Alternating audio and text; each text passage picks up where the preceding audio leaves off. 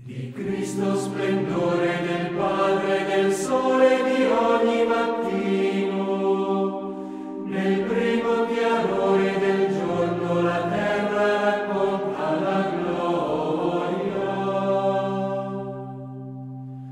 Vestito di luce e silenzio, a te si rivolge il creato, la brezza del santo tuo soffio ridoni speranza ai viventi.